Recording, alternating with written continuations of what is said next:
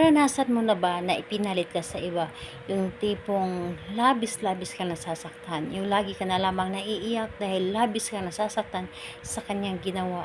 Ang hirap ng ganyang sitwasyon na nagmamahal ka sa taong pinakamamahal mo, binibigay mo ang lahat, ngunit ikaw ay ipinagpalit, ikaw ay sinasaktan.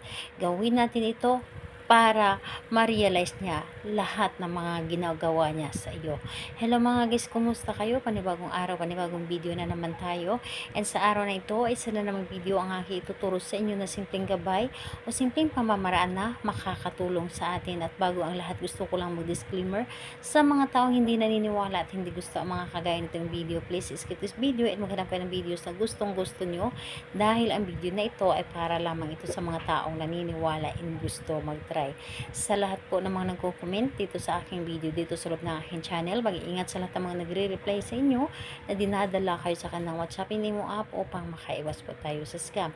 Ngayon, ituturo ko sa inyo paano natin ito ipaparamdam ang sakit na nararamdaman mo sa inyong partner na sinaktan ka o niloko ka.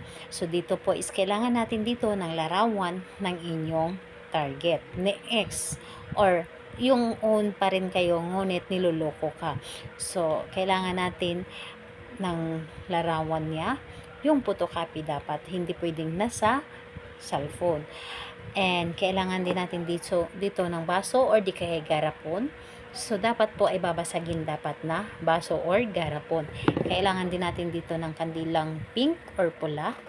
Kumuha kayo ng pink or pula, pero kung wala, pwede rin lavender na kandila, or kung wala talaga, pwede na rin puti, pero mas maganda yung pink or pula.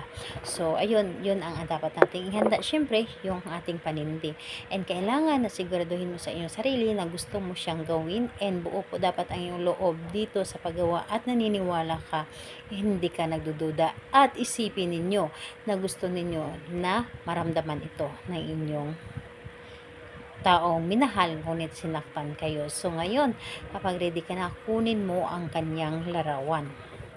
So, kunin mo ang kanyang larawan at sindihan itong kandila. Sindihan mo at ilagay mo sa iyong harapan. Habang nakasindi ang kandila, hawakan mo ang kanyang larawan, titigan mo ito at painitan mo ito sa kandila. Halimbawa ay iikot mo ng 3 ikot yung larawan niya dito sa apoy ng kandila, pero huwag mong sunugin. So painitan nyo lamang. So pagkaikot, dapat ang pag-ikot nito ay clockwise ang pagkaikot nito. So paikot, tapos pangalan at apelyido, at sabihin mo dito na mararamdaman mo ang lahat ng sakit na dinulot mo sa akin. So pangalan, apelyido, mararamdaman mo ang lahat ng dinulot mo sa akin. So 3 beses yun na pagkaikot dito sa apoy ng kandila na mapainitan ang kanyang larawan. At pagkatapos nun, yung larawan niya ay ilagay mo dito sa loob ng baso or di kaya garapon. So dito, habang nandito sa loob ng baso, dito mo naman painitan, paikot-ikutan mo ito ng kandila ang basong ito. So, paikot-ikot at paulit-ulit mo sasabihin ang inyong nais, yung tipong ipaparamdam mo sa kanya na maramdaman niya yung sakit na nararamdaman mo habang niluloko ka niya, at sabihin mo dito na ma-realize niya lahat ng pagkakamali niya at manghingi ito ng tawad sa inyo. So ayun, pagkatapos mo itong sabihin lahat-lahat, habang pinapaikot-ikot mo ang kandila dito sa may baso na mapapainitan yung larawan niya sa loob, lahat ay sabihin mo yung lahat ng sakit na nararamdaman mo. Kumbaga, ipasa mo sa kanya lahat ng mga nararamdaman mong sakit.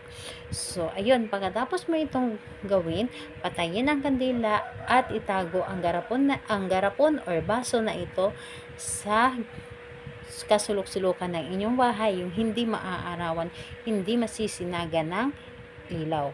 So yun po, itago mo lamang doon, at after 3 days, kunin mo na ito at itago mo ulit yung larawan niya kung saan mo siya nilalagay dati sa normal po. At yung baso, pwede mo na siyang hugasan at gamitin sa normal sa paggamit sa araw-araw. So yung kandila, ganun pa rin. And ayun, unti-unti mo ito mararamdaman yung talab nito, basta't nanggagaling lamang sa iyong puso ang paggawa nito. Kailan siya pwedeng gawin? Araw ng Tuesday and Friday, yun ang pinakamalakas na araw na gagawa tayo nito, at hindi ka makapaghintay ng Tuesday and Friday kung may sinagang buwan, pwede po itong gawin. Pero kung hindi ka pa rin magkapaghintay ng sinag ng buwan at pakiramdam ninyo na para bang hinihila kayo na gawin ang isang ritual na ito, gawin po ninyo. Wala pong problema. Positive yan. Salamat po sa inyo. Bye bye everyone. God bless us. So,